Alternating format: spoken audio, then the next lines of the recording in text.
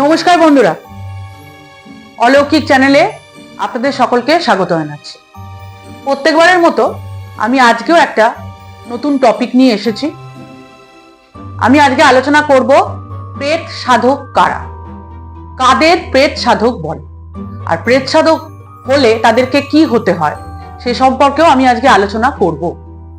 প্রেত সাধক তারাই যারা প্রেত নিয়ে চর্চা করে। ঠিকই শুনেছেন, ভূত প্রেত নিয়ে যারা চর্চা করে তাদেরকেই বেসিক অর্থে, সিম্পল অর্থে প্রেত সাধক বলে। আমি আমার প্রেত সাধক সম্পর্কে আলোচনা করার পূর্বে বলবো যে আপনাদের যদি এই পর্বটা ভালো লাগে তাহলে শুরু থেকে শেষ অবধি স্কিপ না করে দেখবেন। ভালো লাগলে লাইক, কমেন্ট, শেয়ার অবশ্যই করবেন। আর যদি নতুন হন তাহলে পাশে থাকা বেল বাটন ক্লিক করবেন আমার নতুন নতুন ভিডিও প্রত্যেক সপ্তাহে পাওয়ার জন্য। প্রেত, এবার আমি আমার আলোচনায় চলে যাচ্ছি। প্রেত সাধক সম্পর্কে আমি আজকে আলোচনা করব যে কারা প্রেত সাধক। আমি বললাম যে যারা প্রেত নিয়ে চর্চা করে তাদেরকে এক কথায় প্রেত সাধক বলে। প্রেত সাধকরা সূক্ষ্ম শরীর বা স্পিরিট, মৃত্যুর পর যে মানুষের যে আত্মা বা স্পিরিট যাকে বলে, সূক্ষ্ম শরীর, সেই শরীর সম্পর্কে কিন্তু তাদের একটা ফিলিংস কাজ করে। তারা স্পিরিট দেখতে পায় এবং বিভিন্ন রকম ভাবে তাদের মধ্যে সেটা কাজ করে। কিন্তু শুধু সেটা হলে হবে না। প্রেত সাধক হতে হলে তাকে সম্পূর্ণরূপে আমাদের শরীরে, মানে বডিতে জেনারেলি 5টা তত্ত্ব থাকে।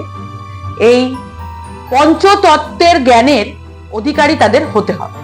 মানে সিম্পল ভাবে প্রেত সাধক যারা, তাদেরকে কিন্তু শুধু মন্ত্র জানলেই, তন্ত্রমন্ত্র জানলেই হবে না।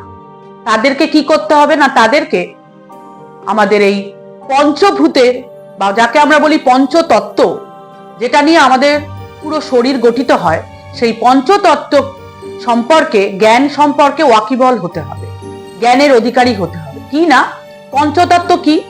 পঞ্চতত্ত্ব হচ্ছে ক্ষিতি, অপ, তেজ, মরুত, বোম। ক্ষিতি মানে পৃথিবী, জল, বায়ু, অগ্নি, এই সম্পর্কে, এবং আকাশ, এই সম্পর্কে জ্ঞান থাকতে হবে।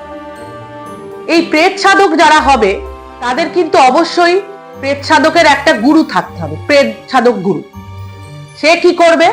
সে তাকে ক্ষিতি, অপ, তেজ, মরুত, বোম, এই যে 5টি তত্ত্ব দিয়ে যে আমাদের শরীর গঠিত, এই 5টি তত্ত্ব সম্পর্কে জ্ঞানের দর্শন করিয়ে দেবে। এবং এই 5টা তত্ত্ব কিন্তু আমাদের মারণ, উচ্চাটন, বশীকরণ,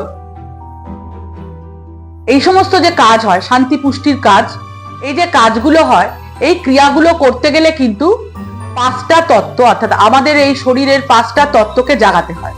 এই 5টা তত্ত্বের দ্বারা এই কাজগুলো হয়। শুধু কিন্তু এই মানে মন্ত্রতন্ত্র দিয়ে কিন্তু কাজ হবে না। মানে আমি মারণ করলাম, উচ্চাটন ক্রিয়া করলাম, বশীকরণ ক্রিয়া করলাম, যাই ক্রিয়া করি না কেন, শুধু মন্ত্রতন্ত্র ওগড়ালাম, সেটা কিন্তু করলে হবে না। তার সঙ্গে কিন্তু আমাদের শরীরের যে 5টা তত্ত্ব আছে, সেই তত্ত্ব সম্পর্কে জ্ঞান অবশ্যই থাকতে হবে, মানে সেটা অবশ্যম্ভাবী। এবার আমি বলি, যখন মারণ ক্রিয়া করা হবে, ধরুন কোনোভাবে মারণ ক্রিয়া করা হচ্ছে, মারণ ক্রিয়া করতে গেলে কি হবে? আমাদের শরীরের যে অগ্নিটা আছে, আগুনটা আছে, সেই আগুনটাকে কিন্তু বাহির করতে হবে। সেই অগ্নি ক্রিয়ার দ্বারা মারণ ক্রিয়াটা করা যাবে। আবার ধরুন কোন রকম ভাবে কাউকে ক্ষতির হাত থেকে বাঁচার জন্য বা শান্তি ক্রিয়া করার জন্য বা কারো রোগ সারাবার জন্য আপনার কাছে এসেছে, সেই ক্ষেত্রে কিন্তু আমাদের শরীরের যে জল তত্ত্ব আছে, সেই জল তত্ত্বটাকে এনে কাজে লাগাতে হবে। এবার যাব স্তম্ভন ক্রিয়া।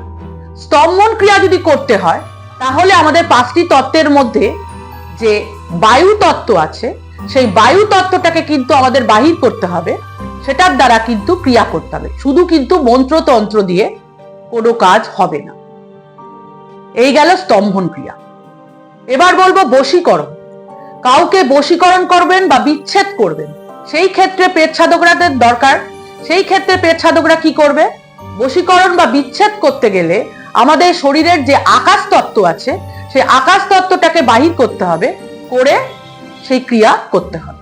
শুধু মন্ত্রতন্ত্র দিয়ে কিন্তু হবে না। এছাড়া এই গেল মারণ, স্তম্ভন। এবার উচাটন। উচাটন ক্রিয়া যদি করতে চান, উচাটন ক্রিয়া মানে কোন রকম ভাবে যদি উচাটন ক্রিয়া করছেন, সেই উচাটন ক্রিয়া করতে গেলে কি হবে? সেই উচাটন ক্রিয়া করতে গেলে প্রয়োজন হচ্ছে আপনাদের মাটি তত্ত্ব, অর্থাৎ আমাদের শরীরের মাটি বা ক্ষিতি যেটা বলি, সেইটা কিন্তু আমাদের শরীর থেকে বাহির করে কাজে লাগাতে হবে।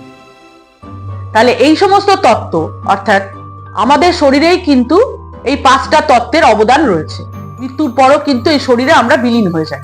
এই 5টা তত্ত্বকে কাজে লাগিয়েই কিন্তু আমাদের এই ক্রিয়াগুলো করতে হবে।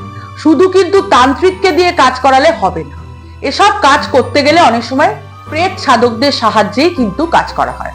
অনেক ক্ষেত্রে কিন্তু তান্ত্রিকদের দিয়ে এসব কাজ করানো হয় না।